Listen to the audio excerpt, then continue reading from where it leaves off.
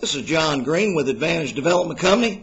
I'm here to talk to you folks today about foundation waterproofing and some of the problems that people get into when they don't know what they're doing in regards to foundation waterproofing. As we like to say in the construction business, water is your number one enemy, truly is.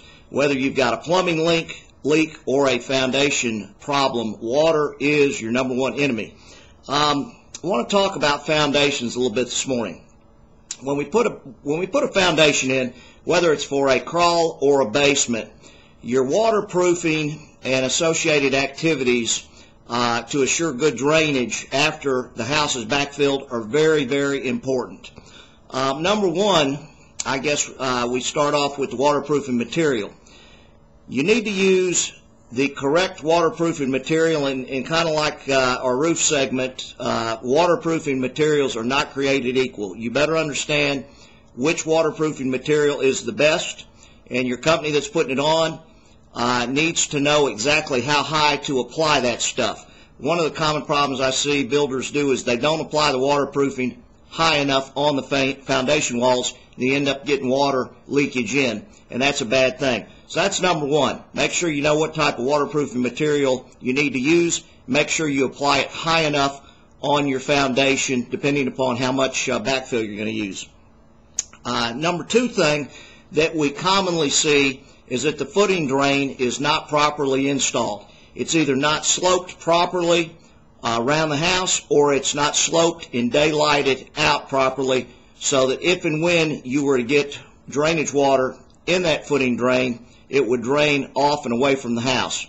That's number two problem. The footing drain is not installed properly.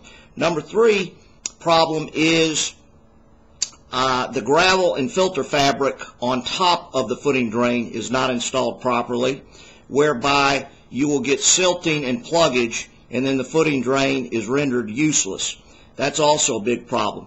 Probably the number one problem I see with people is the installation of the dimple board against the waterproofing material on the foundation. I looked at a house yesterday that was being built, and once again, the dimple board is all buckled over and creased back, and compacted clay has been, I guess during the backfilling stage, has been pushed in between that dimple board and the foundation, and it is just totally plugged up the dimple board, rendering half the system useless, and that is the number one problem I see. None of these guys building use a termination bar at the top of that dimple board to avoid this very simple thing from happening. But once again, if you get water in your foundation, it's going to cause you all types of problems. It's going to cause the foundation to settle. It's going to cause leakage into your basement. It's going to cause leakage under your house if you've got a crawl. It's going to cause moisture problems. It's going to cause walls to buckle. You're going to have huge problems with your foundation that are going to be pretty much impossible to fix. So bottom line is, know what you're doing when you're waterproofing your foundation. Make sure you have a reputable contractor overseeing this, supervising it, because even though some of this is checked off by the local inspectors, they don't see it all. And when the house is backfilled and the drains are daylighted out, if it's not done properly, a lot of the times that's never caught, and you still have a problem on your hands. So once again, it's all about using the right people, the right professionals that have experience with this and understand all the concepts. Once again, why Advantage Development Company is the better builder. Come see us today. We've got 30 years experience. We'd love to build that custom home for you. Take care.